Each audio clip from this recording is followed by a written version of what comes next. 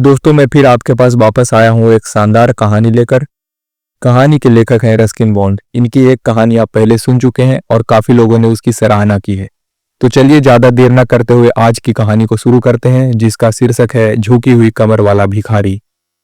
जावेद खान ने कहना शुरू किया। लगभग 30 साल पहले झुकी कमर वाला भिखारी, जिसका नाम गणपत है, बिल्कुल सीधा और खड़ा था। उस समय वह एक नौजवान था। उसकी शादी हुई ही थी। हालांकि उसके पास कई एकड़ जमीन थी। वह अमीर नहीं था और गरीब भी नहीं। जब वो अपनी फसल 5 मील दूर बाजार में ले जाता था, वह बैलगाड़ी का उपयोग करता और गांव की धूल भरी सड़क पर चलकर जाता था। उसका गांव हमारे नीचे फैली घाटी में स्थित था। हर रात को घर लौटते समय गणपत को पीपल के एक पेड़ के पास से गुजरना होता था, जिस पर किसी भूत का वास बताया जाता था। उसे कभी पेड़ पर भूत नहीं मिला था और वह इसमें विश्वास भी नहीं करता था। लेकिन भूत का नाम जो उसे बताया गया था बिपिन था, जो कि बहुत पहले एक डाकू था और उसी पेड़ पर फांसी दी गई थी।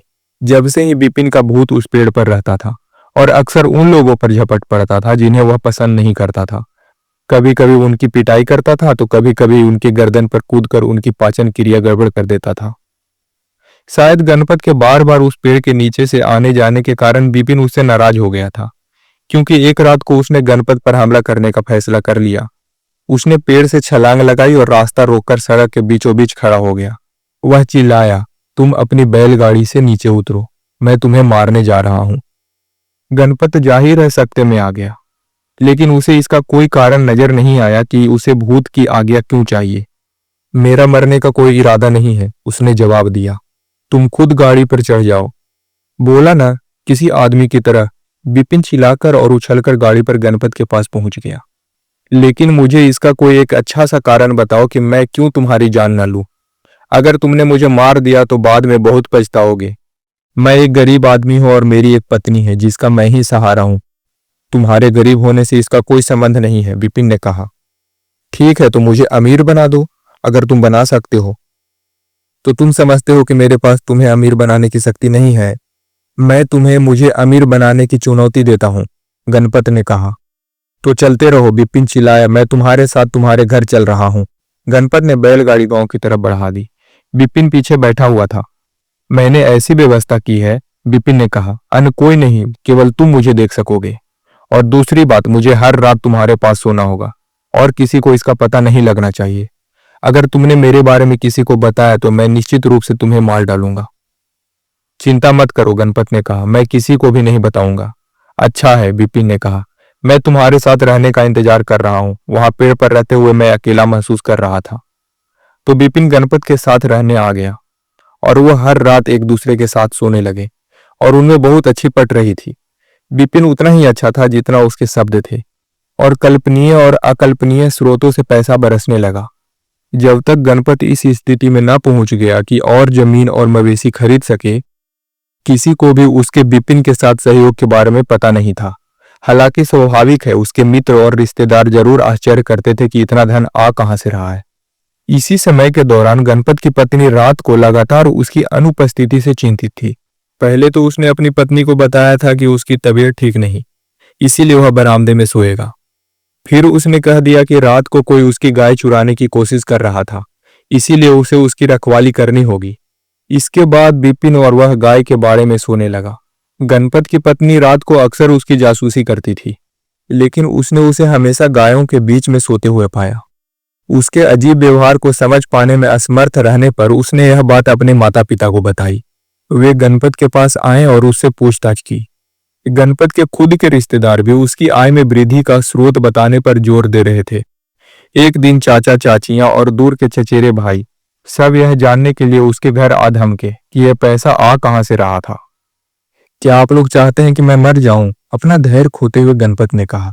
अगर मैं अपनी दौलत का कारण बताता हूं तो मैं अपना सब कुछ खो दूंगा। लेकिन उन्होंने इसे एक चालाकी भरा बहाना मानते हुए उसका मजाक उड़ाया, क्योंकि उन्हें शक था कि वह इस सारे पैसे को अपने पास ही रखना चाहता था। अंत में वह सब लोगों की मांगों पर इतना तंग आ चुका था कि उसने सारी सच्चाई उगल दी। उन्होंने इस सच्चाई पर भी विश्वास नहीं किया। लोग कम ही करते हैं, लेकिन इससे उन्हें बातें करने का एक विषय मिल गया था और वे कुछ समय के लिए चले गए। लेकिन उस रात को बिपिन गायों की बाड़े में सोने नहीं आया। गणपत गायों के साथ अकेला सोया। उसे डर लग रहा था कि अगर वह सो गया तो जब वह सोया हुआ होगा विपिन उसे मारने का फैसला कर सकता है। लेकिन ऐसा लगता था कि भूत की भावनाएं इतनी आहत हुई थी कि वह वहां से चला गया था और गणपत को उसी हालात पर छोड़ गया था।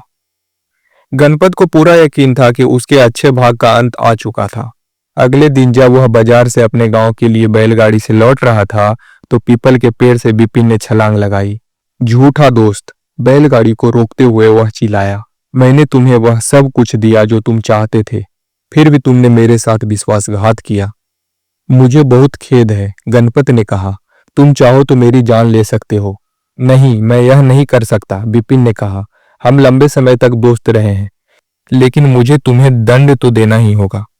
पीपल के पेड़ से एक डाली तोड़कर उसने उससे गणपत की पीठ पर इतनी बार मारा जब तक कि उसकी कमर पूरी तरह झुक नहीं गई।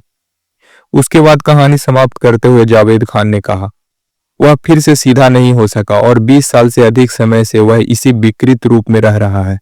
उसकी पत्नी उसे छोड़कर अपने परिवार में चली गई है और वह अब खेत में काम करने लायक नहीं रहा था। इसीलिए उसने गांव छोड़ दिया और जीने के लिए भीख मांगता हुआ एक स्थान से दूसरे स्थान पर भटकने लगा। इसी तरह से वह लाहौर आ पहुंचा और उसने यहीं रहने का फैसला किया। यहाँ के लोग अन्य स्थानों के बजाय अधिक दयालु लगते हैं, कम से कम गणपत ऐसा सोचता है। और इतनी ऊंचाई पर यहाँ कोई पीपल का पेड़ नहीं है। लेकिन उस धन का क्या हुआ जो उसने विपिन से प्राप्त किया था? कमल ने पूछा। वह गायब हो गया, जावेद खान ने कहा। जैसे इस प्रकार की सभी चीजों को हो जानी चाहिए। उस धन का क्या महत्व जिसके लिए तुमने खुद कोई मेहनत नहीं की है? दोस्तों, अभी आप सुन रहे थे रस्किन बॉन्ड की लिखी कहानी झुकी हुई कमर वाला भिखारी। तो दोस्तों, आपको ये कहानी कैसी लगी कमेंट कर बताएं। अगर अच्छी लगी तो लाइक, शेयर और सब्सक्राइब जरूर करें। जल्द मिलते हैं अगले वीडियो में।